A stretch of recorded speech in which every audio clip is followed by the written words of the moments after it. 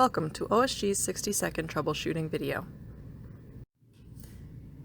Thread mills create threads through a milling process called helical interpolation. Thread mills are extremely versatile tools, allowing for right-hand or left-hand threads to be made with the same tool. Climb and conventional milling can be used in combination with milling into or out of the hole to achieve the right or left-hand threads. Climb milling will result in better tool life, while conventional milling will result in better surface finish.